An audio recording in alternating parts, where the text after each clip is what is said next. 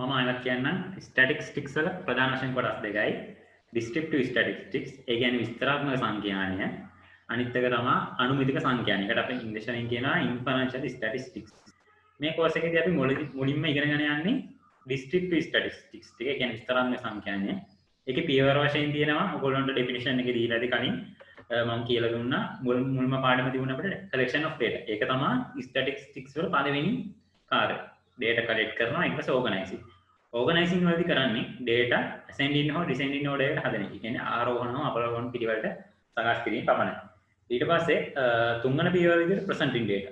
අපි ඒකෙදි data වර්ග දෙකක් ගැන කතා කරා. එකක් තමයි numerical data අනිත් එක තමයි categorical data. numerical data කියන්නේ ප්‍රමාණාත්මකව ඉන්න පුළුවන් විචල්යන්. categorical data කියන්නේ ප්‍රමාණාත්මකව ඉන්න බැරි විචල්යන්. ඒ data වර්ග දෙකම present කරන විදිහ අපි ඉගෙන ගත්තා. දැන් අපි ඉන්නේ analyzing part එකේදී. අපි ඉන්නේ analyzing කියන එකේදී. මේ summer measures කියලා මාතෘකාව තිබුණාට මේක ඇත්තටම පියවර තමයි analyzing කියන part එක. analyzing එකේදී අපි කරන්නේ මේ data වල තියෙන ලක්ෂණ, data වල තියෙන ලක්ෂණ ඉස්මතු කරලා ඒවා analyze කරන එක. ඔයගොල්ලන්ට ප්‍රධාන වශයෙන් මම කියන්නම් ප්‍රධාන වශයෙන් මේ තමයි data වල ලක්ෂණ ටික. ඔන්න පළවෙනියට මම අයිමත් කියන්නම් collection of data, ඊට පස්සේ organizing data, ඊට පස්සේ presenting data, ඊළඟට තමයි analyzing data. analyzing data. හරිද? data analyze එකේදී කරන්නේ අපි data වල තියෙන ලක්ෂණ ඉස්මතු කරලා ගන්න එක. මේ වගේ ලක්ෂණ හතරක් තියෙනවා. ප්‍රධාන වශයෙන් ලක්ෂණ හතරක් තියෙන ඒගොල්ලෝ ඒ වුණාට අපිට උගන්වන්නේ ලක්ෂණ තුනයි. පළවෙනි එක තමයි central tendency. මේකට අපි සිංහලෙන් කියනවා කේන්ද්‍රික ප්‍රවණතාව කියලා. ඒක යටතේ අපිට mean කියන්නේ මධ්‍යයන්ය. ඔයගොල්ලෝ හරියට සාමාන්‍ය average එක. median කියන්නේ මධ්‍යස්ථය. මධ්‍යස්ථය කියන්නේ data set එකේ මැද තියෙන අගය. මම එකින් එක පැහැදිලිව විස්තර කරන්නම්. මේ එකින් එක එක පාඩම තමයි අපිට තියෙන්නේ. ඊළඟ තමයි dispersion. දත්තවල විසිරීම. නැත්නම් විචලතාවය කියලා කියනවා. අනිත් එක තමයි skewness. skewness කියන්නේ කුටිකතාවය. කියන්නේ දත්ත සමමිතික භාගයෙන් ඈත් වීමේ ප්‍රමාණය. බයන්න බව මේ වචන වලට එක පාඩම ගැන එක පාඩම එක මාතෘකා යටතේ විස්තර කරනවා. බය වෙන්න බව මේ වචන වලට මේ වචන හුරු නැහැ. ඉස්සෙල්ලාම තව එකක් තියෙනවා. තව මම කිව්ව ලක්ෂණ හතරක් තියෙනවා කියලා. හතරවෙනි ලක්ෂණය තමයි වක්‍රමය කියන එක. ඒක අපිට මේක දීලා නැහැ. අපිට මේ පාඩම් මාලාවේදී ඒක උගන්වන්නේ නැහැ. ඊළඟට අපි බලමු central tendency ගැන. මේ මාතෘකා මේ order එකට තමයි අපි යන්න ඉන්නේ. මේ order එක තමයි පාඩම් මාලාවේ තියෙන දිගටම. හරි. central tendency. හොඳට අහගන්න. central tendency කියන්නේ මොකක්ද කියලා. central tendency කියන්නේ data දත්ත ටික යම්කිසි data set එකේ යම්කිසි ලක්ෂයකට එක රාශී වීමේ ස්වභාවය. ඔයගොල්ලන් කිව්වොත් එහෙම තේරෙන භාෂාවෙන් කිව්වොත් එහෙම දත්ත යම්කිසි ලක්ෂයක් වට එක රාශී වීම. ඒ කියන්නේ යම්කිසි data set එකක් ගන්නවා කියලා හිතමු. අපි data set එකක් ගන්නවා කියලා හිතමු. අපි හිතමු පන්තියක ළමයින්ගේ ගණිතයට ගන්න ලකුණු ගාන කියමු. අපි ඒ ලකුණු ගාන ගත්තට පස්සේ අපි ඒකින් මොකක්ද ප්‍රස්තාරයක් නේද? ඔයාලා හිතන්න line graph එකක් නේද කියලා. line graph එකක් නෙමෙයි. අපි හිතමු histogram එකක් නේදලා අපි ඒ histogram එකේ උඩ තියෙන මුදුන් ටික යා කරනවා. එතකොට එනවා අපිට ව්‍යාප්තයක්. ඒකෙන් අපිට බලා ගන්න පුළුවන් මේ දත්ත එක රාශී වීමේ ස්වභාවය කොච්චරද කියලා. කොහොමද කියලා. මම ඔයගොල්ලන්ට පෙන්නන්නම් කොහොමද එන්නේ කියලා. මේ ප්‍රස්තාරය ගත්තොත් එහෙම මෙන්න මේ විදිහට තමයි data set එක ඇඳලා පස්සේ එන්නේ. මේක රවුන්ඩ් වෙලා එන්නේ මේක ඇඳ ගන්න බෑ. මෙන්න මෙහෙම තමයි එන්නේ.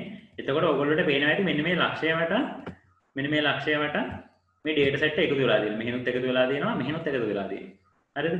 මේකට තමයි කියන්නේ කේන්ද්‍රික ප්‍රවණතාවය. දත්ත එම data set එකේ යම්කිසි ලක්ෂයකට එක රාශී වීම ස්වභාවය. නැත්නම් අපි central tendency එකට තව කියනවා මේක තමයි මේ ලක්ෂය තමයි මේ data set එක නිරූපණය කරන ලක්ෂය. මේ data set එකේ common location එක තමයි මේක. මේක කියලා තියෙන්නේ මෙතන common location එක the central data point reflects common location. කියන්නේ මේක තමයි common location එක. හරිද? අපේ central tendency එකෙන් හොයන්නේ මේ වගේ common location එක. සරලව කියනවා නම් දත්ත යම් ලක්ෂයක් වට එක රාශී වීමේ ස්වභාවය. මේක තමයි ලක්ෂණය. මම අපි ලක්ෂණ ගැන කතා කරන data set එකේ තියෙන පළවෙනි ලක්ෂණය data යම්කිසි ලක්ෂයක් වට එක රාශී වීමේ ස්වභාවය. මේ එක රාශී වෙන ලක්ෂය තමයි common location එක. මේකෙන් තමයි මුළු data set එකම නිරූපණය කරන්නේ. මේ සෙන්ට්‍රල් ටෙන්ඩන්සි එකෙන් දත්තවල තියෙන සංකීර්ණභාවය අඩු වෙනවා. එතකොට අපිට මේ දත්ත කොච්චර විසිරලා තිබුණත් අපිට එක කොමන් ලක්ෂයක් ගන්න පුළුවන් මේකට. ඒ කොමන් ලක්ෂයක් ගත්තට පස්සේ කොමන් ලොකේෂන් එකක් ගත්තට පස්සේ අපිට මේ ඩේටා සෙට් එකේ තියෙන කම්ප්ලෙක්සිටි එක අඩු කරන්න පුළුවන්. ඒ කියන්නේ සංකීර්ණභාවය අඩු වෙනවා. හරිද?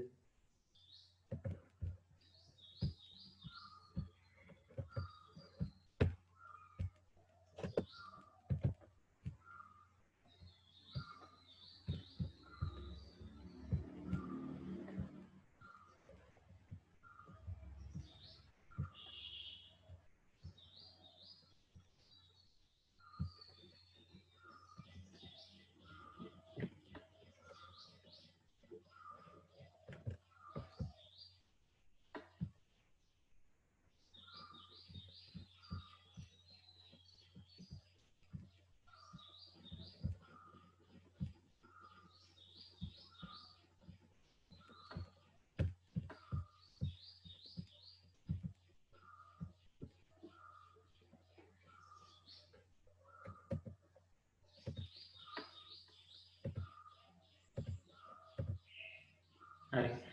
අපි සෙන්ට්‍රල් ටෙන්ඩන්සි එක ගැන කතා කරනකොට ප්‍රධාන වශයෙන් සෙන්ට්‍රල් ටෙන්ඩන්සි එකට ලක්ෂණයන් තුනක් ගැන අපිට කතා කරන්න පුළුවන්. මම ඔයගොල්ලන්ට කිව්වා මීන් එක. මීන් එක කියන්නේ මධ්‍යයන්ය. අපි මම තුෂාර ස්ක්‍රීන් එක පේන්නේ නැහැ. හරි පොඩ්ඩක්.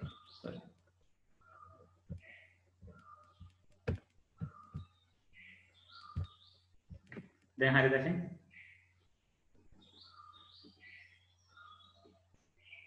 දැන් හරිද ස්ක්‍රීන් එක ෂෙයා වුණාද දැන්? හරි හරි. මම ඔයගොල්ලන්ට කිව්වා මේ අපි දැන් කතා කරන අයම මොනවද තියාගන්න collection of data, organizing data, presenting data, analyzing කියන part එක analyzing නෙමෙයි අපි කරන්නේ data set එකේ ලක්ෂණ ගැන කතා කරන එක. අපි එතකොට පළවෙනි ලක්ෂණය විදිහට central tendency එක ගන්නවා. central tendency කියන්නේ දත්තේ යම්කිසි ලක්ෂයක් වට ඒකරාශී වීමේ ස්වභාවය. ඒක තමයි මේ data set එක common location එක කියලා අපි හඳුන්වන්නේ. ඒ කියන්නේ මුළු data set එකම represent කරන common location එක. එතකොට අපි මේ central tendency එක යටතේ කතා කරනකොට ප්‍රධාන වශයෙන් කොටස් තුනක් තියෙනවා. mean එකයි, median එකයි, mode එකයි. mean එකේදී අපි කරන්නේ mean එක කියන්නේ average එක. average එකේදී අපි කරන්නේ data set එකේ data ටික එකතු කරලා සරලව කියනවා නම් data set එකේ data ටික එකතු කරලා අපි data set එකේ තියෙන data numbers ගානේ data කොච්චර දීද කියන ගානේ බෙදනවා. ඔයගොල්ලන්ට average එක ගැන කියලා දෙන්න ඕනේ නැහැ. ඔයගොල්ලෝ average එක ගැන දන්නවා, සාමාන්‍ය ගැන දන්නවා. එතකොට කියලා දෙන්න තියෙන්නේ මේ average එක යටතේ තියෙන කොටස් හතර ගැන. simple arithmetic mean, සරල සාමාන්‍ය මධ්‍යන්නේ, weighted arithmetic mean, බඩත සාමාන්‍ය, combined arithmetic සංයුක්ත මධ්‍යන්නේ, geometric mean ගුණෝත්තර මධ්‍යන්නේ. median කියන්නේ මධ්‍යස්ථය, mode කියන්නේ මාත්‍රය. ඔයගොල්ලෝ මේවා කණින් ඉගෙනගෙන ඇති සමහර විට O level වගේ පන්ති වලදී ඒ වුණාට මේකෙදී අපි ටිකක් ඇඩ්වාන්ස්ව කතා කරනවා.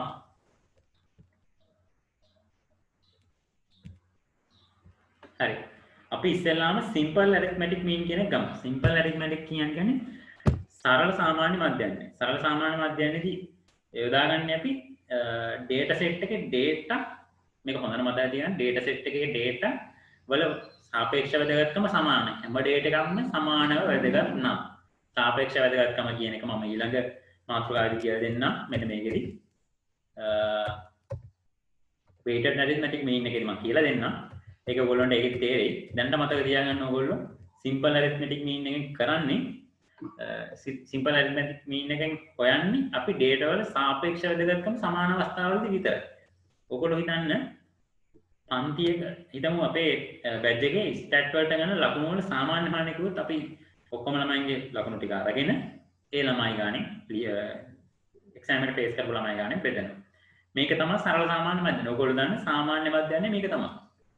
data set එකේ data ටික එකතු කරලා data ගානෙන් බෙදුවා. මේක කිසිම වෙනසක් නැහැ. ඔයගොල්ලෝ දන්න සාමාන්‍යම තමයි. මම නිර්වචනය කිව්වේ data වල දත්ත වල සාපේක්ෂ වැදගත්කම සමාන අවස්ථාවලදී මධ්‍යන්නේ සොයන්න යොදාගන්නේ මේ ක්‍රමය. simple arithmetic mean එක. MCQ වලදී අහන්න පුළුවන්. ඒකින්ද හොඳට මතක තියාගන්න. හරිද? මම ඕගොල්ලොන්ට පළවෙනි chapter එකේ කිව්වා. පළවෙනි chapter එකේ කියලා දුන්නා. population එක සහ sample එක කියලා දෙකක් තියෙනවා කියලා. සංගාහනය සහ නියදිය. population එක කියන්නේ අපි අධ්‍යයනය කරන මොකක් හරි ටෙස්ට් එකක් කරන ශේෂ්ත්‍රයේ තියෙන ඔක්කොම items ගන්න. sample එක කියන්නේ අපි එකකින් ගන්න කුඩා කොටසක්. part of the population. sample එක කියන්නේ part of the population. හරිද? එතකොට අපි මම කිව්වා ඊට පස්සේ අපි ආයෙත් ඉස්සරහට කතා කරගෙන යනකොට ඒ පාඩමේ අපි කතා කරා ස්ටැටිස්ටික් එකක් කියන්නේ මොකද්ද? පැරාමීටර් එකක් කියන්නේ මොකද්ද කියලා. දැන් මෙතනදි මම කියලා දෙන්නම් ආයෙත්. ඒක පැරාමීටර් එකක් කියන්නේ මේ population එක විස්තර කරන population එකේ ලක්ෂණ විස්තර කරන්න යොදා ගන්න මිනුමක්. එතකොට අපිට තව ස්ටැටිස්ටික් එක කියන්නේ sample එකක ලක්ෂණයක් විස්තර කරන්න යොදා ගන්න මිනුමක්. මම ඔයාලට ස්ටැටික් එක ඊළඟ ස්ලයිඩ් එකේ කියලා දෙන්නම්. මේක තමයි mu. මේකට කියන්නේ mu කියලා. අපි මධ්‍යන්නේ සංගහණය කියන්නේ population එකේ මධ්‍යන්නයට මේ නිරූපණය කරන මේ ලකුණ යොදාගෙන මේක ග්‍රීක අකුරක්. මේකට කියන්නේ mu කියලා. මේක තමයි පැරාමීටර් එක. නැත්නම් පාරාමීටර් කියන්නේ මේක තමයි සංගහණය නිරූපණය කරන්න යොදා ගන්න මිනුම. ඊළඟ ස්ලයිඩ් එකේ මම පෙන්නන්නම් x bar මේකට කියන්නේ මේ මධ්‍යන්නේ දෙකම එකයි. කියන්නේ sample එකේ මධ්‍යන්නේ හොයන විදිහත් population එකේ මධ්‍යන්නේ හොයන විදිහත් එකයි. මේ සංකේත දෙක තමයි නිරූපණය කරන්නේ. එතකොට අපිට දැනගන්න පුළුවන් x bar දාලා නම් මේක sample එකේ මධ්‍යන්නේ තමයි. අපිට මෙතන mu දීලා නම් මේ වගේ mu දීලා නම් mu හොයන්න කියනවනම් mu වලින් දක්වලා තියෙනවනම් අපිට හිතා ගන්න පුළුවන් මේක population එකේ මධ්‍යන්නේ තමයි කියලා. හරි. අපි calculation එකට යන්න. අපි දැන් ඉස්සෙල්ලාම කතා කරන්නේ population එකක මධ්‍යන්නේ හොයන විදිය. කිසිම වෙනසක් නැහැ. කොහොමද හොයන්නේ මේ sigma x කියන්නේ sigma කියන ලකුණට බය වෙන්න එපා. sigma කියන්නේ එකතු කිරීම තමයි. sigma x කියන්නේ මේ x කියන්නේ මේ data වලට. මේ data වල එකතුව. n කියන්නේ capital N කියන්නේ population එකේ තියෙන data ගාන. population එක කියන්නේ මම කිව්වා සංගහනයේ තියෙන data ගාන. හරිද? මෙන්න මේ data ගාන ගුණ කර මේ data ගාන තමයි n කියලා කියන්නේ. අපි මෙතනදී capital N use කරන්නේ මෙතන population එකේ n කියලා කියන්න විතරයි. හරිද? population එක අපි හදන හින්දා තමයි මෙතන capital N ගන්නෙ. නැත්තම් sample එකක මධ්‍යන්නේ හොයනකොට මේක x bar වෙනවා. මේක simple n වෙනවා. ඒක ඉස්සරහට මම කියලා දෙන්නම්. මෙන්න අපි මේ data set එකේ සරල සාමාන්‍ය මධ්‍යයන වෙන හැටි. මෙන්න සරල සාමාන්‍ය මධ්‍යන්නේ data set එක එකතු කරලා ඔක්කොම population එකේ data ගානේ බෙදුවා 10. එතකොට average එක එනවා 54ක්. හරි නේද? දැන් අපි යමු simple arithmetic mean එක sample එක. sample එක මධ්‍යන්නේ හොයන තැනට. එතකොට ඔයගොල්ලන්ට මම කිව්වා x bar තමයි මේ sample එකේ මධ්‍යන්නේ represent කරන්න යොදාගන්නේ. population එක නම් අපි යොදාගන්නේ mu. හරි නේද? මේකට x bar කියලා කියන්නේ අරකට mu කියලා කියන්නේ. දෙකම හදන විදිය එකයි. බලමු අපි මම කියන්නම් calculation එක හදන හැටි කොහොමද කියලා. මෙන්න population එක මෙන්න එකකින් ගත්තු sample එක. මේ කියන්නේ සංගහණය මෙන්න ගතපු නියදිය. අපි දැන් නියදියේ මධ්‍යන්නේ හොයන්න තමයි යන්නේ. නියදියේ මධ්‍යන්නේ. මේක අපිට ඕන වෙනවා නියදි මධ්‍යන්නේ සංගහන මධ්‍යන්නේ ඔයගොල්ලන්ට හොඳටම තේරෙයි. අපි inferential statistics කරනකොට නියදීම හා සංඛ්‍යාන අනුමතිය කරනකොට ඒක තියෙන්නේ අපිට probability වලින් පස්සේ මට හිතෙන්නේ මට මතක විදිහට probability වලින් පස්සේ chapter එකේ තමයි අපිට inferential statistics පටන් ගන්නෙ. ඒකින්ද එතනදිත් මේවා අහුවෙනවා. ඒකින්ද බය වෙන්න එපා.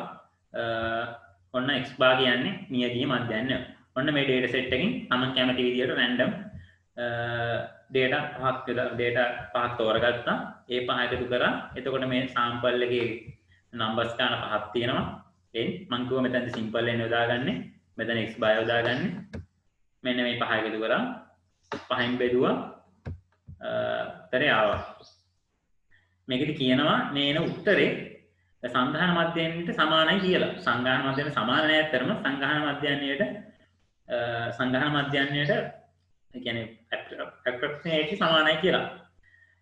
ඒ වුණාට හරියටම සමාන වෙන අවස්ථා එනවා. ඒ වුණාට සමාන වෙන්නේ නැහැ.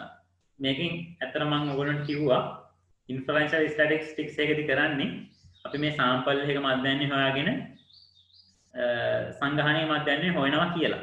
ඇත්තට මේක කරන්න පුළුවන් 100% නිවැරදිවම මේ සංග්‍රහණය මැදයන් අපිට හොයන්න පුළුවන්. ඒක අපිට ඔප්පු කරાવી ඊළඟ chapter වලදී inferential statistics වලදී. ඒකද කරන්න මම ඔයගොල්ලන්ට simple idea එකක් දෙන්න inferential statistics වලදී කරන්න කොහොමද කියලා. අපි මෙතන අරන් තියෙන එක sample එකයිනේ. මේ වගේ sample 10ක් Tamanට කැමති ගාණක් population එකෙන් ගන්නවා. එහෙම අරගෙන අපි ඒවා ඒ වගේ මධ්‍යයන්ය හොයනවා. මේ වගේ අපි එක දැන් අපි මෙතන හෙව්ව එක sample එකක මධ්‍යයන්යනේ. ඒ වගේ sample ගොඩක මධ්‍යයන්ය හොයලා ඒ මධ්‍යයන් ටික එකතු කරලා sample ගානේ බෙදුවට පස්සේ හරියටම නිවැරදිවම එනවා අපිට population එකේ මධ්‍යයන්ය. අන්න එහෙමයි අපි informational statistics වලදී අපි population එක ගැන නිගමන වලට එන්නේ. ඒක දැනට ඔලුවට දාගන්න එපා. ඔයගොල්ලෝ මතක තියාගන්න මේ simple arithmetic mean කියන එක විතරක්. simple arithmetic mean එකේදී අපි හොයුවා population එකේ simple arithmetic mean එක. ඊට පස්සේ නියදී simple arithmetic mean එක අපි දැන් හෙව්වා.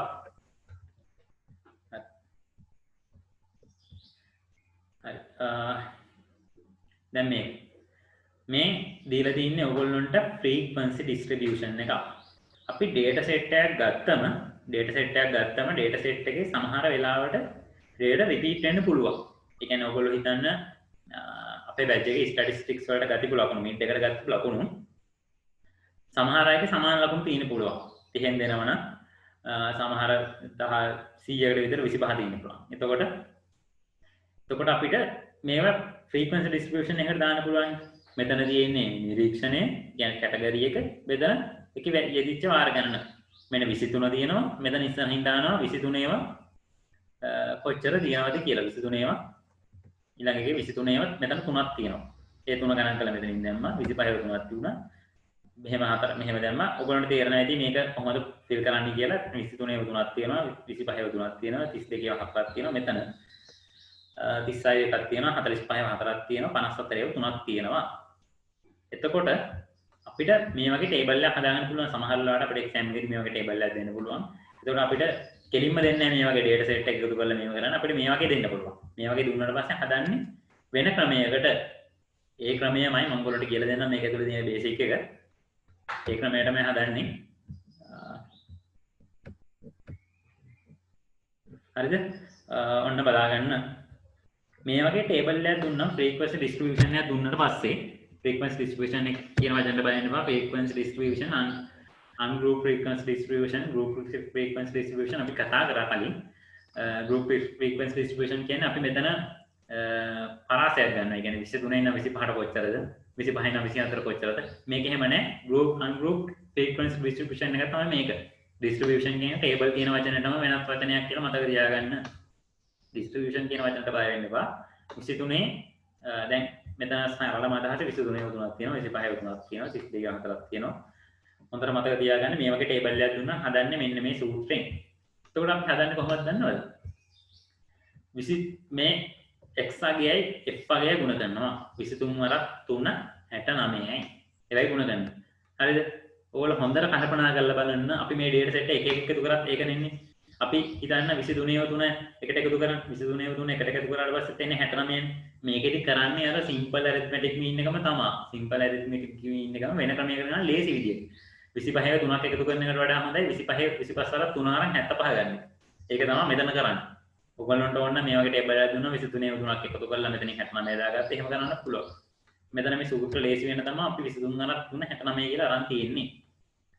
හරිද? මෙහෙම මේක ගුණ කරලා fx ගුණ කරලා මෙන්න මේ වගේ data මේ වගේ උත්තර දෙයක් එනවා.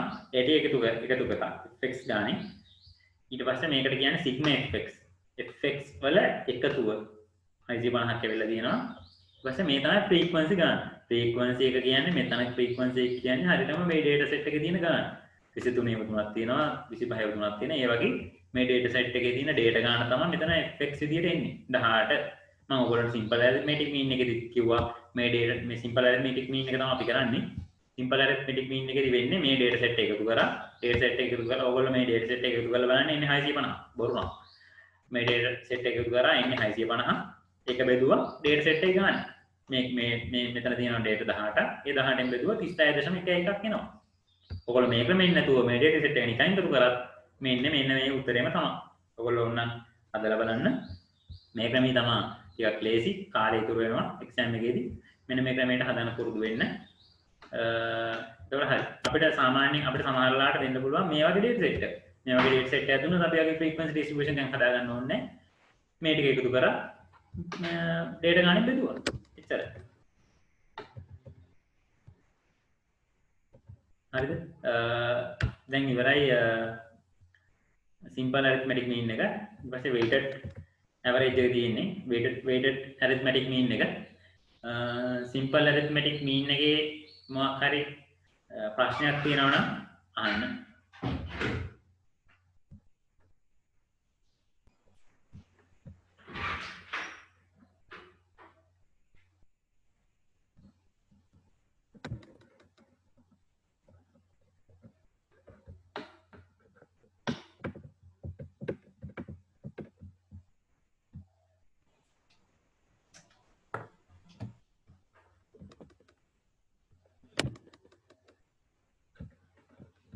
මොකක් හරි ප්‍රශ්නයක් තියෙනවා නම් chat එකේ දාන්න මේ පාඩමේ.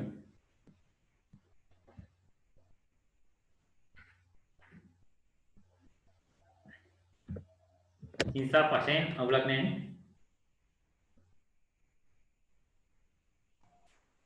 අවුලක් නැහැ විශේෂ. හරි. අපි ඊළඟට යමු weighted average එකට. weighted arithmetic mean. අපි දැන් මේ කතා කරන්නේ මම ආයෙමත් ඉස්සර ගන්න descriptive statistics වල collection of data ගැන අපි කතා කරා, organizing data ගැන කතා කරා, presentation of data ගැන කතා කරා, analyzing data කියන තැන තමයි අපි ඉන්නේ. analyzing data කියන්නේ අපිට data analysis කරනකොට අපි කරන්නේ data වල තියෙන ලක්ෂණ අපි ඉස්මතු කරලා ගන්නවා. ඒ වගේ ලක්ෂණ තුනක් ගැන මම කතා කරා. ලක්ෂණ 4ක් ගැන ඒ level එකට ස්ටාර්ට් කරපු කෙනෙක් නම් ඉගෙන ගන්න ඇති. මේකේදී අපිට මේ පාඩම් ටිකේදී අපිට කරන්න තියෙන්නේ ලක්ෂණ 3ක් ගැන කතා කරන්න. පළවෙනි එක තමයි mean එක. mean එක යටතේ තමයි මේ තියෙන්නේ simple arithmetic mean, weighted average, weighted arithmetic mean. එතකොට median, mode, ඒ වගේ තියෙන්නේ geometric mean. මම වලට අනිත් කියලා දුන්නා මෙන්න මෙතනදී. මෙතනදී තමයි මේ පාඩම් ටික තමයි අපි යන්නේ central tendency එක යටතේ. central tendency එක යටතේ අපි මේ ටික තමයි කරන්නේ. හරිද? weighted arithmetic mean. හොඳට මතක තියාගන්න මේකෙදි අපි simple arithmetic mean එකෙදි කරේ data වල සාපේක්ෂ වැදගත්කම සමාන අවස්ථාවලදී මධ්‍යන්නේ සෙවීම. ඒත් මේකෙදි අපි කරන්නේ data වල සාපේක්ෂ වැදගත්කම අසමාන අවස්ථාවලදී මධ්‍යන්නේ සෙවීම. ඔයගොල්ලෝ උදාහරණයක් විදිහට කියන්නම් මම අපේ GPA එක හදන්නේ මේ weighted arithmetic mean එක අනුව. ඔයගොල්ලෝ දන්නවා එක එක subject එකකට එක එක credits තියෙනවා. සමහර subject වලට credit 3යි, සමහර subject වලට credits 2යි. හොඳටම උදාහරණයක් විදිහට පළවෙනි sem එකේ subject 4කට credit 3 ගාණ දීලා subject 2කට credit 2 ගාණ දීලා තියෙනවා. law එකටයි socio එකටයි credit 2 ගාණ දීලා තියෙනවා. මේක තමයි සාපේක්ෂ වැදගත්කම කියලා කියන්නේ. අරකට credit 3ක් දීලා තියෙන්නේ ඒවයි සාපේක්ෂ වැදගත්කම වැඩි හින්දා. මේවට credit 2ක් දීලා තියෙන්නේ මේවයි සාපේක්ෂ වැදගත්කම අඩු හින්දා. හරිද? එතකොට ඒ සාපේක්ෂ වැදගත්කම මේ මධ්‍යයන්ය තුළ නිරූපණය කරන් තමයි මේ weighted arithmetic mean එක අපි යොදාගන්නේ. GPA එක හදනකොට අපි කරන්නේ අපේ ඒකක් ගත්තා නම් 3.7 multiply කරනවා credit ගානේ. එහෙම කරලා අනිත් subject වල එකතු කරලා අපි credits ගානේ බෙදනවා. මේකෙදි වෙන්නේ ඒකම තමයි. ඒක මේ weighted arithmetic mean එකෙන් තමයි අපි weighted arithmetic mean එකෙන් තමයි අපි GPA එකක් හදන්නේ. මේකෙදි සරලවම කරන්නේ data වල සාපේක්ෂ වැදගත්කම මධ්‍යයන්ය තුළ නිරූපණය කිරීම. නැත්තම් ඔයගොල්ලෝ හිතන්නේ GPA එක හැදුවොත් එහෙම එකම credit ගානේ අර credit අඩු subject ගාන අරකේ මධ්‍යයන්ය තුළ නිරූපණය වෙන්නේ නැහැ. මධ්‍යයන්ය තුළ නිරූපණය වෙන්නේ අර credit 3 subject ගානටම තමයි. එතකොට එතන වාසියක් එනවා. අර මධ්‍යයන්ය තුළ නිරූපණය කරන්න ඕන වැඩිපුර අර වැදගත් subject වල මධ්‍යයන්ය. ඒකට තමයි අපි මේක යොදාගන්නේ. හරිද? ඔන්න මේකෙන් අපි බලමු කොහොමද මේක වෙන්නේ කියලා. මෙතන තියෙනවා සබ්ජෙක්ට් තුන. ඔයා හිතන්නේ මේ කෙමිස්ට්‍රි ඉංග්‍රීසි IT. මේ කෙමිස්ට්‍රි වලට ක්‍රෙඩිට් තුනක් දීලා තියෙනවා. ඉංග්‍රීසි වලට ක්‍රෙඩිට් දෙකක් දීලා තියෙනවා. IT වලට ක්‍රෙඩිට් එකක් දීලා තියෙනවා. අපිට එක්සෑම් එකේදී මේ සාපේක්ෂ වැදගත්කම දෙනවා. එතකොට අපිට හිතා ගන්න පුළුවන් මේක හදන්නේ weighted average එකකින් කියලා බය වෙන්න එපා. weighted දීලා තියෙනවා අනිවාර්යයෙන්ම weighted average එකකින් හදන්න. මම ඔයගොල්ලන්ට මේ සූත්‍රය ගැන කියලා දුන්නේ. sigma wx කියන්නේ මේ weight එක මේ තමයි නිරීක්ෂණය. weight එක කියන්නේ සාපේක්ෂ වැදගත්කමෙන් ගුණ කරනවා නිරීක්ෂණය. ඊට පස්සේ බෙදනවා weights වල එකතුවෙන්. මේකෙදි මම කියලා දෙන්නම් කොහොමද ඒක කරේ කියලා. හරිද? ඔයගොල්ලන්ට පේනවා ඇති මෙන්න simple arithmetic mean එක හදලා තියෙනවා. ඔයගොල්ලෝ කැල්ල කරන් ගහලා බලන්න. මේ තුන එකතු කරලා 3ෙන් බෙදුවා 60 එනවා. 90යි 50යි 140යි 180 3ෙන් බෙදුවා පස්සේ 60 එනවා. මේ weighted average mean එක weighted arithmetic mean එක කරන්නේ ඉස්සෙල්ලාම අපි ගුණ කරනවා මේ නිරීක්ෂණය මේ තමයි x මේ තමයි weight එක මේ දෙක ගුණ කරනවා 90 ගුණ කිරීම 3 ඊළඟට ගන්නවා 2 ගුණ කිරීම 50 1 ගුණ කිරීම 40 ඊට උත්තර ටිකක් එනවානේ ඒ තුන එකතු කරලා මේ weights ගානෙන් බෙදනවා ඔයගොල්ලෝ හදලා බලන්න පොඩක් ඉන්න මම කොනට පැහැදිලි කරලා පෙන්නන්න කොහොමද කියලා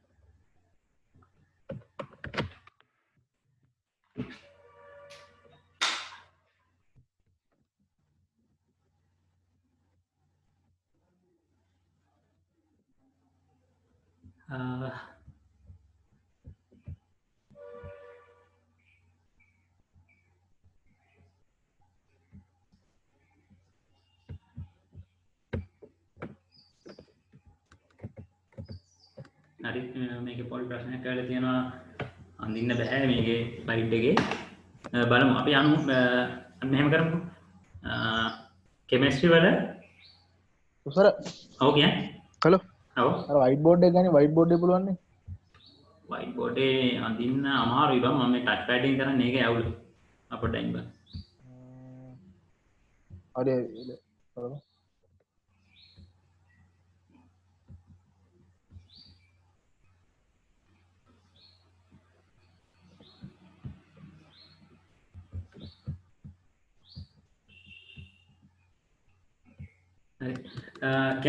කෙමිස්ට්‍රි වලට ලකුණු 90ක් කරන් තියෙනවා. ඒකට 3 ක්‍රෙඩිට්ස් දෙනවා. සාපේක්ෂ වැදගත්කම ඒකේ 3යි. එතකොට අපි කරන්නේ මොකක්ද දන්නවද? ඉස්සෙල්ලාම සාපේක්ෂ වැදගත්කම මේ ලකුණු ගුණ කරනවා. 90 වරක් 3 270. ඊට පස්සේ අපි ගන්නවා ඉංග්‍රීසි වලට සාපේක්ෂ වැදගත්කම දෙකක් දීලා තියෙනවා. ලකුණු 50ක් කරන් තියෙනවා. එතකොට මේ සාපේක්ෂ වැදගත්කම අපිට ගුණ කරන්න පුළුවන් මේ ලකුණු ගානේ. එතකොට 50 වරක් 2 100. එතකොට අර කණි 270යි මේ 100යි 370. එතකොට IT වලට සාපේක්ෂ වැදගත්කම ක්‍රෙඩිට් එකයි. අපි ඒ ක්‍රෙඩිට් එක ගුණ කරනවා 40න්. එතකොට එතන 40ක් තියෙනවා. 370 410යි. 410ක මුළු ටෝටල් එක ඇවිල්ලා දෙනවා. අපි මේක ගුණ කරලා ගත්තට පස්සේ එකතුව ගත්තට පස්සේ. හරි. ඊට පස්සේ අපි මොකක්ද දන්නවද කරන්න ඕන? අපි මේ weights ගානේ බෙදන්න. මෙතන weights තියෙනවා 3යි 2යි 5යි 6යි. ඔයගොල්ලෝ හදලා බලන්න 410 6න් බෙදලා බලන්න උත්තරේ එනවා ඇති 66.33.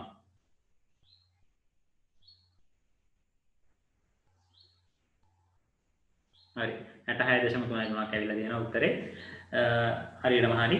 simple arithmetic mean එකේදී වෙලා තියෙන්නේ මොකද්ද? මේ data මේ තුනම සමානයි කියලා අපි අරන් තියෙනවා.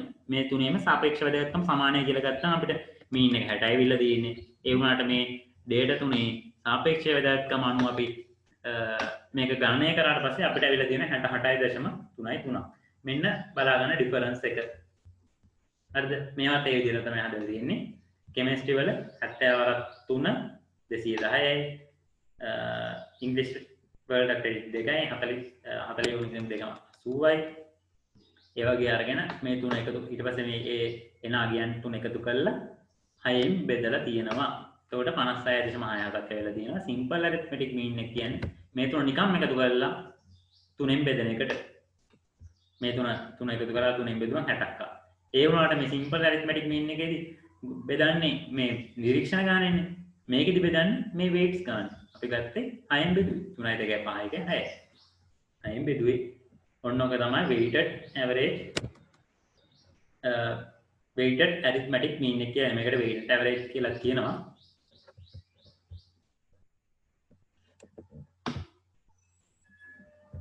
හරිද? ඒකේ weighted average වල තේරෙන්නේ නැති දෙයක් තියෙනවා නම් අහන්න.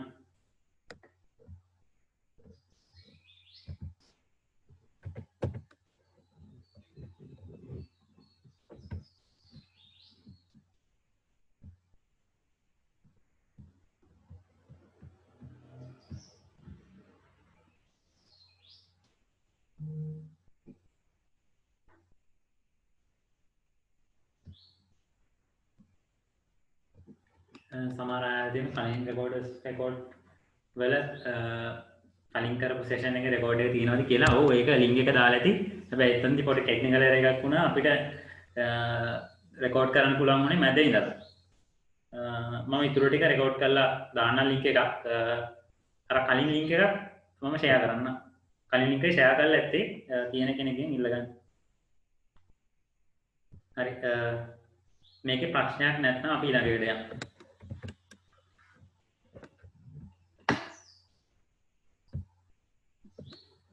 මෙන්න weighted arithmetic mean එකට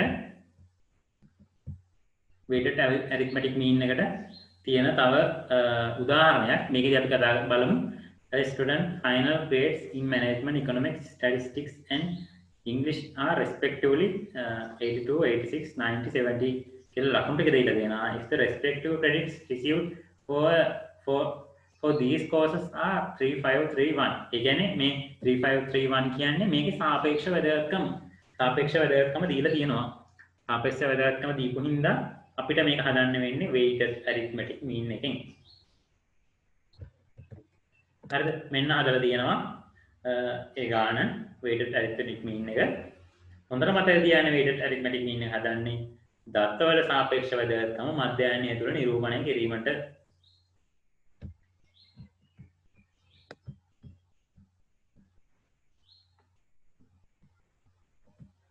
හරිනේ. ඔන්න මේක හදන්න හැටි බලාගමු.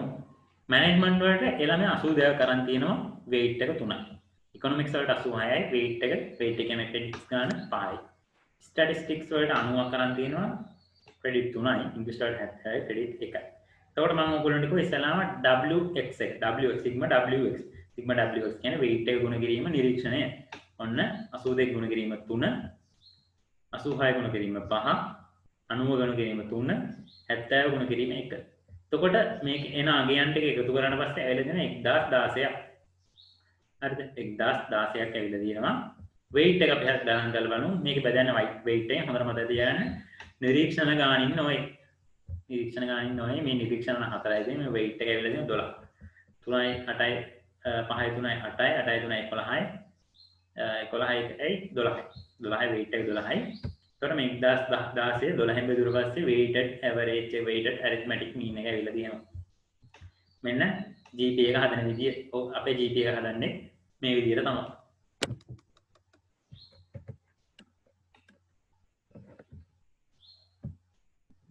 හරිද? මෙන්න combined arithmetic mean කියන එක. combined arithmetic mean කියන්නේ data set හිතන්න data set දෙක තුනක් තියෙනවා කියලා. දෙක තුන නෙමෙයි 10 15 නෙමෙයි data set 100ක් තියෙනවායි කියලා. මේ data set 100ම set කියන්නේ එහෙමයි. ගණිතයේ ලකුණු වෙනම තියෙනවා, විද්‍යාවේ ලකුණු වෙනම තියෙනවා, සිංහල වල ලකුණු වෙනම තියෙනවා. මේ විෂයන් තුනේම average එක හොයන්න ඕන. එකිනෙක නෙමෙයි. මේ විෂයන් තුනේම average එක හොයන්න ඕන නම් මේ combined arithmetic mean එක. සංයුක්ත මධ්‍යයනය කියලා මේකට කියන්නේ. data set දෙක තුනක් එකතු කරලා ඒකේ මධ්‍යයනය හොයන එකට. හිතන්න අපිට ගණිතය විද්‍යාව සිංහල කියලා හිතමු. ගණිතයට ළමයි 100ක් ඉන්නවා. ගණිතයේ මධ්‍යයන හොයලා තියෙනවා ළමයි ලකුණු 50යි කියලා. හරි බලමු. එහෙම කියලා වැඩක් නැහැ. ඔයගොල්ලන්ට මේක හදලා කියන්නම් මොකද්ද වෙන්නේ කියලා. මේක උදාහරණයක් අනුව තමයි කරන්න ඕන. හොඳට මතක තියාගන්න මේ නියු කියලා දාලා තියෙන්නේ මෙතන. නියු නම් සංගාහන මධ්‍යයන්නේ සංගාහනයක තමයි අපි මේ හොයන්නේ.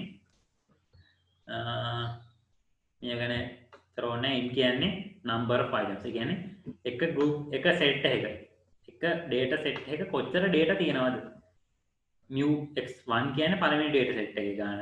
මේ mu x n1 කියන්නේ පළවෙනි data set එකේ ඉන්න ගාන data items ගාන. mu x1 කියන්නේ පළවෙනි data set එකේ මධ්‍යයන්නේ. හරි. combine mean එක තමයි mu x. හරිද? ඔයගොල්ලන්ට මම කියලා දෙන්නම් මේක ඇත්තටම තියෙන බේසික් එක. බේසික් එක මොකද්ද කියලා මම කියලා දෙන්නම්. හොඳට බලන්න අපි හෙව්වා නේද simple arithmetic mean එක. simple arithmetic mean එකේ අපි බලමු simple arithmetic mean එකේ තමයි මේ සූත්‍ර simple arithmetic mean එකේ මෙන්න මේ පාර්ට් එක දිහා බලන්න. n1 ගුණ කිරීම mu1 mu n1 ගුණ කිරීම mu. ඒ කියන්නේ මේ සංකේත දෙක නෙවෙයි. හරිද? මෙතෙන්දී වෙලා තියෙන්නේ n1 ගුණ කිරීම mu. මේක මේ පැත්තට ගියාට පස්සේ මේක මේකෙන් ගුණ කරාට පස්සේ ඉතුරු වෙන්නේ fx. ඒ කියන්නේ ඇත්තටම මෙතන ඇවිල්ලා තියෙන්නේ මේ sigma fx කියන ගාන. sigma fx කියන්නේ data set එකේ එකතුව. data set එකේ එකතුව තමයි මෙතන ඇවිල්ලා තියෙන්නේ. හරියට. මේ පළවෙනි data set එකේ එකතුව, මේ දෙවෙනි data set එකේ එකතුව, මේ තුන්වෙනි data set එකේ එකතුව. බෙදීම data set එකේ තියෙන data ගාන. මේ n1 කියන පළවෙනි data set එකේ තියෙන ගාන, n2 කියන්නේ දෙවෙනි data set එකේ තියෙන ගාන, nk කියන්නේ තුන්වෙනි data set එකේ තියෙන ගාන. ඔයාලට තේරෙනවා ඇති මේක ඇතුලේ මේ සූත්‍රම හලුපට දුන්නට මේක ඇතුලේ simple logic එකක් තියෙන්නේ. simple logic එක කියන්නේ මේ එකතු කරලා තියෙන්නේ පළවෙනි data set එකේ data වල එකතු, දෙවෙනි data set එකේ data වල එකතු, තුන්වෙනි data set එකේ data වල බෙදීම data set වල තියෙන එක එක data set එකේ තියෙන එක එක data ගන්න. අනේ අපි එකේ calculation එකට මේවා combine arithmetic mean එක හදන්න නම් කෙලින්ම දෙනවා ඒගොල්ලෝ combine arithmetic mean එක හදන්න කියලා. ඒතර ප්‍රශ්නේ යන්නේ අපිට මේ වගේ සූත්‍ර ලියලා ආදේශ කරගෙන යන්න තියෙන්නේ. n කියන්නේ ඒ data set එකේ තියෙන ගාන, u කියන්නේ ඒ data set එකේ මධ්‍යයන. හරි මෙන්න ගානක් තියෙනවා අපි බලමු.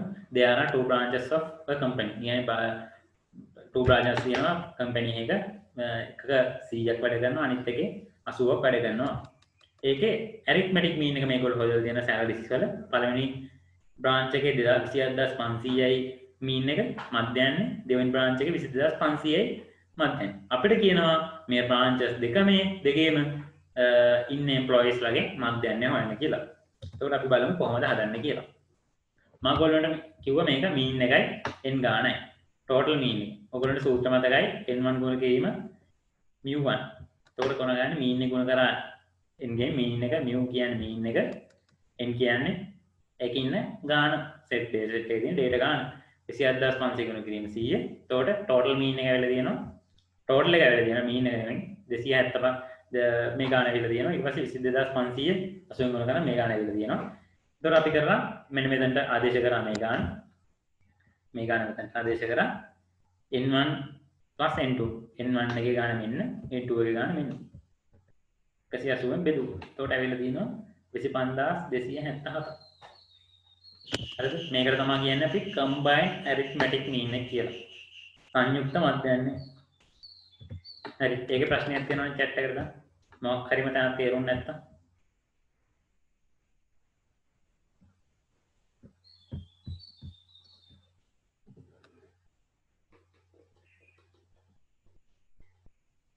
කවුද උසර? ඔව් කියන්නේ. හලෝ. මේ ඒක බං එතකොට අපිට අර ගානක දුන්නත් ඒක අර මේ ඒ වගේ අර දෙකක් විදිහට ඩිවයිඩ් කරලාත් දෙන්නේ නැත්නම් අපි ඒක හිතන්න ඕනේද එතන? ඩිවයිඩ් කරලා දෙන්නේ ඔයගොල්ලෝ කෙලින්ම නිකන් අර නොකිය කියනවාද එමනේ කියන්නේ? නෑ කෙලින්ම දෙනවා combine arithmetic mean එක හොයන්න කියලා. සමහර වෙලාවට අපිට දෙනවා ඕගොල්ලෝ තේරෙනවා ඇති.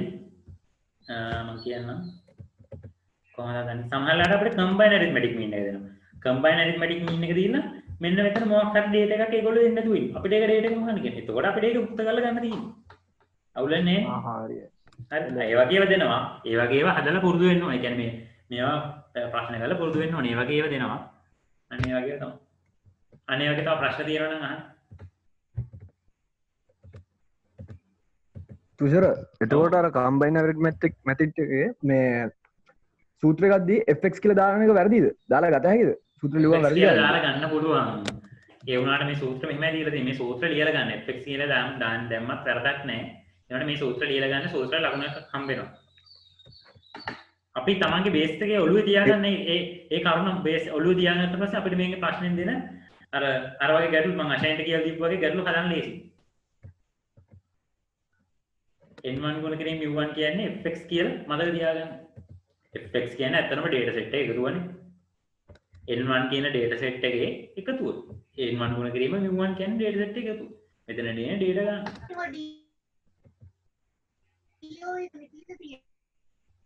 හරිද? මේ ඉස්සක් හරිද අවුල නැද්ද? හරි හරි එල යන් යන්. හරි. තව අය ඉන්නවනම් දාන්න chat box එකට මොනවද තියෙන්නේ?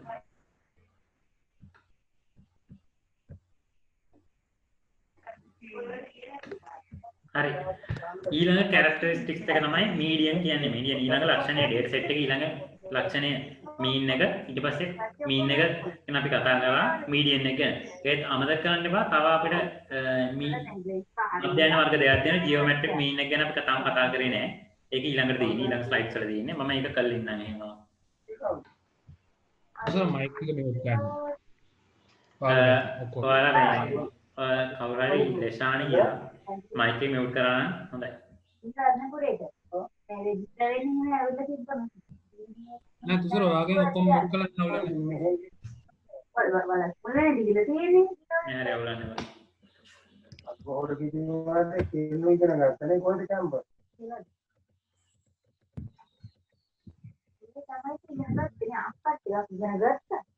මුලින්ම කිව්වනේ මයික් එක මියුට් කරන්න කියලා. කාලේ නිගාරේ මේ ඉස්කෝලේ යන කාලේ ඔය චූලම් පිටිය කියා මයික් එක මියුට් කරා නම් හොඳයි. චූලම් පිටියට දැම්මනේ අස්තෙල් අයිස් ප්‍රයිවට් මෙසේජ් ටිකක් දාපන්. කාඩේ ඔව් ආයි මම යා මියුට් කරනවා පොඩ්ඩක්. හරි යා මියුට් කරනවා. හරි ඊළඟට අපි කතා කරන ලක්ෂණය තමයි මීඩියන් කියන්නේ. මීඩියන් කියන්නේ මධ්‍යස්ථ. හරිම ලේසි. මධ්‍යස්ථය කියන්නේ data set එක ආරෝහණ හෝ අවරෝහණ පිළිවෙලට හැදුවොත් එහෙම මැද තියෙන. ඒක හරියට හදින් මැද තමයි අපි මේ හොයන්නේ මීඩියන් එකෙන්. මීඩියන් එකේ හොයන්නේ data set එකේ මැද point එක. හරිද? ඕගොල්ලන්ට මම ඒකට සූත්‍රයක් දෙන්න. සූත්‍රයක් කියන්නේ මෙහෙමයි. සූත්‍ර මතක තියාගන්න ඕනේ. මෙහෙම මතක තියාගන්න. data set එකේ තියෙන ගානට data set එකේ data ගානට එකක් එකතු කරලා දෙකෙන් බෙදන්න. එතකොට එන්නේ median එක නෙවෙයි. median එක තියෙන place එක. median හොඳට මතක තියාගන්න එන්නේ median එක නෙවෙයි. median එක තියෙන place එක. අපි බලමු මේ උදාහරණය. මේ උදාහරණ data කීයක් තියෙද කියලා. 1 2 3 4 5යි 6යි 7යි 7ක් තියෙනවා. data 7ක් තියෙනවා. එතකොට මම මොකද්ද කරන්නේ? ඒ data ගානට එකක් එකතු කරනවා. 4 එකක් එකතු කරනවා 8යි 8 දෙකට බෙදුවම 4යි.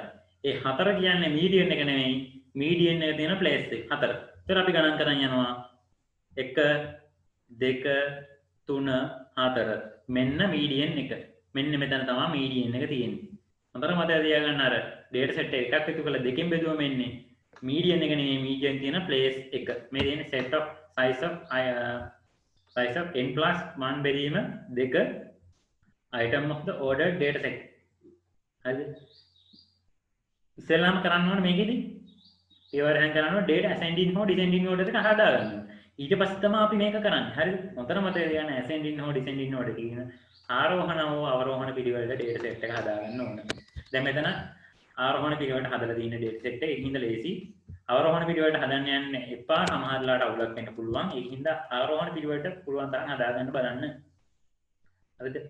අවරෝහණ පිළිවෙලට හදන්න එපා. මම කියන්නේ ඇත්තටම අවරෝහණ පිළිවෙලට හදන්න එපා. ඒ උත්තරේ මේවි ඒ වුණාට සමහරලාට වර්ධින්න පුළුවන් අවස්ථා ඒවි අවරෝහණ පිළිවෙලට හදාගන්න. හරිද? මෙතන තියෙන ඔඩ් නම්බර්ස් එකම. හැබැයි මේක ඉරට්ටේ සංඛ්‍යාවක් එනකොට පොඩ්ඩක් වෙනස් වෙනවා. හරිද? ඉරට්ටේ සංඛ්‍යාවක් එනකොට වෙනස් වෙනවා. මේ ඉරට්ටේ සංඛ්‍යාවක් එනකොට කියලා එන විට මීඩියන් එක හොයනකොට අපිට ලෙක්චර් කියලා දුන්නේ වෙන ක්‍රමයක්. ඒ වුණාට ඒ ක්‍රමෙන් සමහර වෙලාවට වර්ධින්න පුළුවන්. වර්ධින්නේ නැහැ. ඒ වුණාට අපිට ඉස්සරහට වැදගත් වෙන ක්‍රමයක් මම ඔයගොල්ලන්ට කියලා දෙන්නම්. අපිට ඉස්සරහට හදන්න තියෙනවා චතුර්ථක හදන්න තියෙනවා. චතුර්ථක හදනකොට වැදගත් වෙනවා ඒකත්. මම ඔයගොල්ලන්ට ඒක කියලා දෙන්නම්. හරිද? එහෙමයි. ඉරට්ටේ සංඛ්‍යාවක් එනකොට අර ක්‍රමයමයි. ඉස්සෙල්ලාම data set එක ආරෝහණ පිළිවෙලට හදාගත්තා. අපි data set එකේ තියෙන ගානට එකක් එකතු කරා. ඊට පස්සේ දෙකෙන් බෙදුවා. බලමු අපි මෙතන data කොච්චර තියෙද කියලා. 1යි 2යි 3යි 4යි 5යි 6යි 7යි 8යි. හරිද? 8. 8 එකක් එකතු කරා 9යි. 9 දෙකෙන් බෙදුවා ඔන්න එනවා 4.5. අපිට මෙතන ආවේ 4යි. ඒ වුණාට මෙතන 4.5ක් ඇවිල්ලා තියෙනවා. කොහොමද මේ 0.5 ගන්න එක ගැන මම කියලා දෙන්න යන්නේ දැන්. අපි ගණන් කරගෙන යන්නේ ඉස්සරහට 1යි 2යි 3යි 4යි. මෙන්න 4. ඊට පස්සේ 0.5ක් තියෙනවා. මේක තමයි පස්වෙනි එක. ඒ කියන්නේ මේ 0.5 කියන්නේ මේ මැද තමයි තියෙන්නේ. 0.5 කියන්නේ මේ මැද තමයි. ඒ වෙනාවට අපි මොකක්ද දන්නවද කරන්න ඕන? මේ ඊට ඉස්සරහින් තියෙන අගේ මේ තියෙන අගේ අඩු කරනවා. ඒ කියන්නේ 30න් 29ක් අඩු කරනවා. එතකොට එකක් එනවනේ. ඒක ගුණ කරනවා මෙතන පොයින්ට් දශම ගාන තියෙනවනේ. දශම ගාන. එක ගුණ කිරීම 0.5. එතකොට 0.5ක් උත්තර එනවා. ඒ 0.5 මේකට එකතු කරන්න ඕන. 29.5යි. ඒතර උත්තරේ 29.5යි. හරිද? ඒක තේරුණාද? අශයෙන් නිසා අවුල නැද්ද? chat එකට දාන්න මොකක් හරි ප්‍රශ්නයක් තියෙනවා මම බලන්න. යායි කියලා දෙන්න. අයිමත් එක්ක කියලා දෙනවනේ. හරිද? මේකේ ලේසි ක්‍රමයක් තියෙනවා. ලෙක්චර් අපිට කියලා දුන්නේ මේ දෙක එකතු කරලා දෙකෙන් බෙදන්න කියලා. හැබැයි එහෙම කරාට ඉස්සරහට අපිට යන චතුර්ථක හොයන්නේ චතුර්ථක හොයනකොට මේ ක්‍රමේ හරියන්නේ නැහැ. ඒකින් අපි දෙකටම පොදු ක්‍රමයක් හොයාගමු, හදාගමු එකපාර හදන්න. එතකොට ඔයා හිතන්න මෙතන තියෙන ඉරට්ටේ සංඛ්‍යාව. ඉරට්ටේ සංඛ්‍යාව මෙතන 8ක් තියෙනවනේ. මම කිව්වා ඉස්සෙල්ලාම data set ඉස්සෙල්ලාම කියන data set එක ආරෝහණ අවරෝහණ පිළිවෙලට හදා ගන්න ඕන. ඉස්සෙල්ලාම ආරෝහණ පිළිවෙලට හදාගෙන මේකට එකක් එකතු කරනවා. ඒ කියන්නේ මෙතන 8ක් තියෙනවා. 8 දෙක එකතු කරා 9යි. 9 දෙකෙන් බෙදෙනවා. හරිනේ? මේ n කියන්නේ data set එක ගන්න 8යි. 8 දෙක එකක් එකතු කරා දෙකෙන් බෙදුවා. ඊට පස්සේ 8 දෙකක් එකතු කරලා දෙකෙන් බෙදුවාට 4.5ක් එනවා. දැන් 4.5 කියන පොයින්ට් එකේ තමයි මේ BDN එක තියෙන්නේ. අපි ඒක තමයි හොයන්න යන්නේ. 4.5 හොයනකොට බලන්න අපි ගණන් කරගෙන යන ඉස්සරහට 1 2 3 4 4 එතනින් නව දෙන්න වෙනවනේ 4.5ක් අපිට ගණන් කරන්න බෑනේ මේ පැත්තට. 0.5 කියන්නේ ඒ කියන්නේ 0.5 කියන්නේ දැන් මේ එහාට එකක් වෙනවා 30 කියන්නේ 5. මේක 4. කියන්නේ මේ දෙක මැදේ තියෙන්න ඕන අපේ මීඩියන් එක. ඕකට තේරෙනවද? ඒ වගේ අවස්ථාවක් 0.5ක් ආපු වෙලාවට මොකක්ද දැන්නද කරන්න ඕන? මේ ඉස්සරහ දිනාගෙන් පස්සේ දිනාගේ අඩු කරා. 30 29 අඩු කරා. වාගේ මේ දශම ගානෙන් හැපද තියෙන ටික තියෙනවනේ. වාට ඉතින් 0.5ක් ආවයි කියලා. 0.5න් ගුණ කරන්න. එක ගුණ කිරීම 0.5 කියන්නේ 0.5යි උත්තරේ. ඒ 0.5 මේ 29ට එකතු කරා. හරිනේ? 29.5. අවුල නැද්ද අශේ? හරි බයල. එල. අවුල නැහැ. කාට හරි ඒ වගේ ප්‍රශ්න තියෙනවා නම් කියන්න. මේක උමනාවෙන් මෙතනදි නෙමෙයි ඉස්සරහට.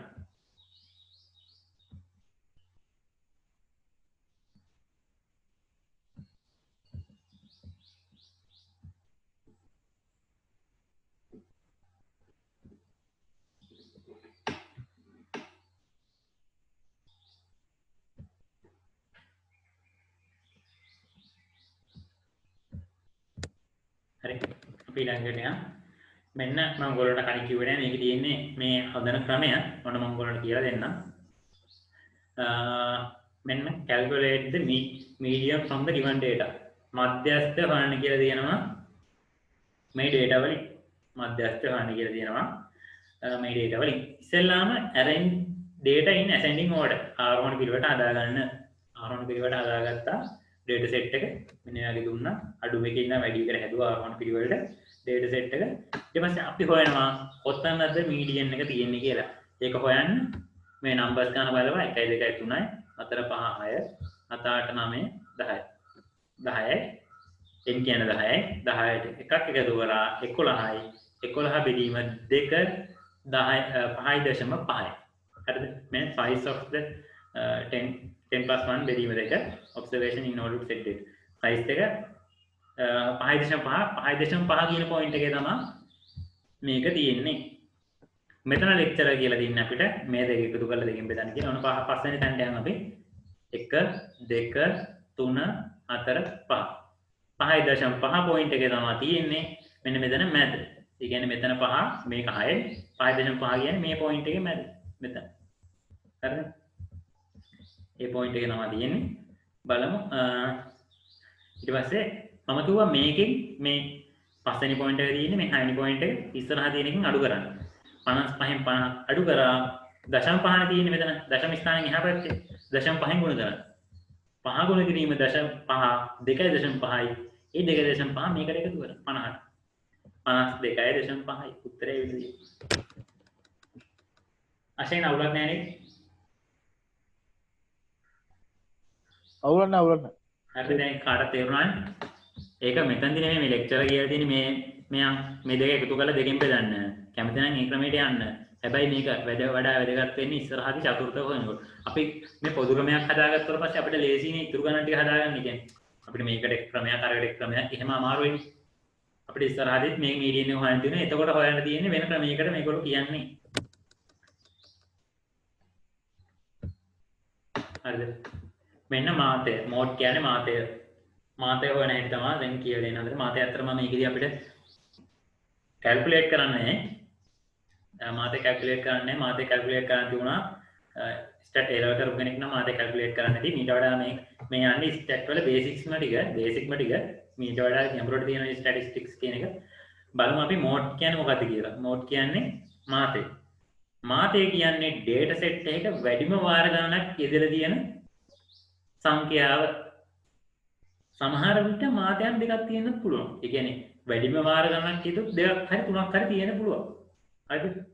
ගොඩක් මෝඩ්ස් තියෙන්න පුළුවන්. මාතයන් ගොඩක් තියෙන්න පුළුවන්. ඒ වෙන්න පුළුවන් කියන්නේ බලමු අපි දැන් හිතමු 29 කියන සංඛ්‍යාව මෙතන. 29 කියන සංඛ්‍යාව තමයි මෙතන වැඩිම ගණන වාර ගණනක් ඉදලා තියෙන්නේ. 1 2යි 3යි 4යි 5යි පස්තරයක් යෙදලා තියෙනවා මේ 29 කියන සංඛ්‍යාව.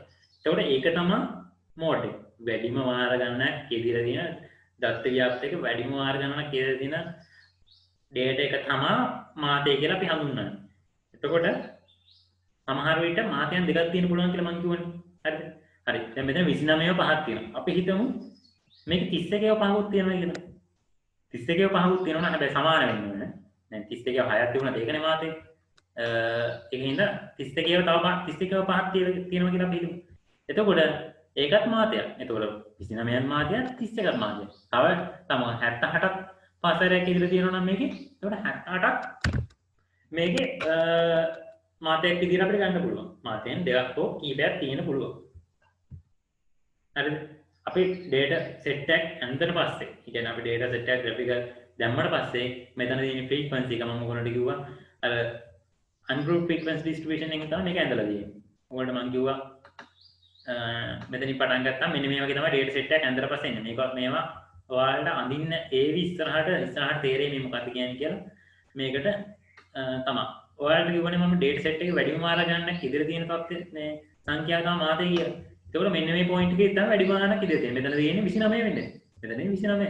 හරියටම අර data set එක ගැන අපි කල්පනා කරොත් මෙතන තියෙන 29. 29 ඉදිරිය තියෙන පස්තරය. මේකේ සංඛ්‍යා ලකුණු කරලා නැහැ. මෙතන ඇති වෙන සංඛ්‍යා මේක මෙච්චර ඉදිරිය තියෙනවා. මෙතන තියෙන සංඛ්‍යාව මේක මේ ගාන ඉදිරිය තියෙනවා. මේක මේ ගාන ඉදිරිය තියෙනවා. වැඩිම වාර ගණනක් ඉදිරිච්ච එක මෙහෙම ඇවිල්ලා තියෙනවා. හරිද? ඒතර data මාතයන් දෙකක් ඇවිල්ලා තියෙනවා මේ වගේ මොදුන් දෙකක් ඉන්න පුළුවන් සංඛ්‍යා මේ graphical representation එකක් කරාට පස්සේ අපිට මේ වගේ දෙකක් එන්න පුළුවන් මාතයන් දෙකක් එන්න පුළුවන්.